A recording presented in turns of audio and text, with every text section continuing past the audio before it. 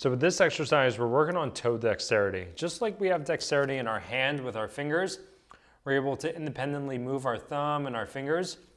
We're working on the same concept with our toes.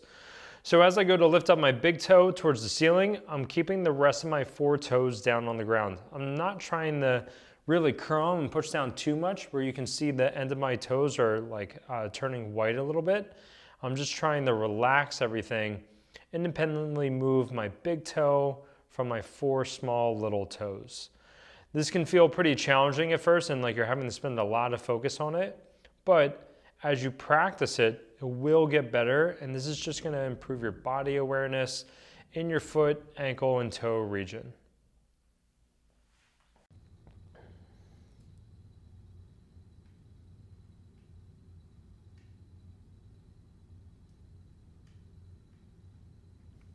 So with this exercise, we're just working on toe flexion and toe extension, active range of motion.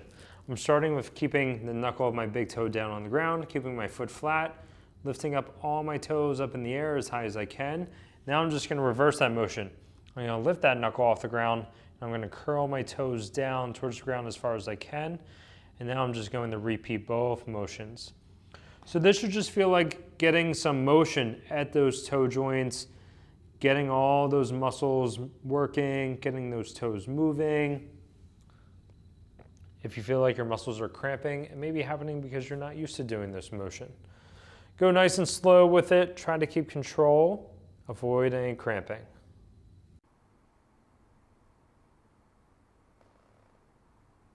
So in this exercise, what we're trying to do is actually lift my arch and use all the small muscles in my feet as well as some of the muscles in my shin to lift my arch. The big key here is that my arch is lifting without my foot rolling out.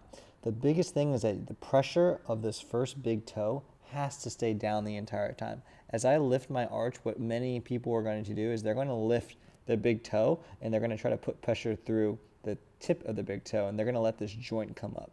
You want to keep pressure down here the entire time. So you should almost imagine what's called a tripod foot. So I have pressure throughout my heel, I have pressure through this joint on my big toe, and then I have pressure on the back, and it forms kind of a tripod. And then what I'm going to do here is I'm going to scrunch up, and I'm going to feel all the muscles kind of out here on the outside, especially over here on the inside, and even in my arch, right under the arch. I should feel my arch and my foot basically gripping the ground. Now, I've been doing this for a while. I've been pretty trained at it. So on my toes, you're not going to see too much movement happen at my toes. You're just going to see all the little like tendons and everything kind of pop out. When you're first learning how to do this, your toes are probably going to be doing weird things. They're going to be like scrunching or moving. That's very normal as you learn to do it. But eventually, it should look what's known as a quiet foot. So it's just my arch coming up. I'm turning on all my arch muscles when nothing else is really moving. And that's kind of the goal of the exercise. And this will take time. So again, I'm going to think about imagining my arch lifting up. What you can do is you can put your finger here, and then when you lift your arch, you should feel that the arch, your skin, kind of comes away from your finger ever so slightly. So we should be able to lift that arch a little bit. Pressure still stays in the tripod through the heel, the big toe, and outside, and the toes are quiet. And it should feel like it's actually really hard and stressful to maintain this for a certain amount of time, but this is a foundational exercise, the foot arch lift.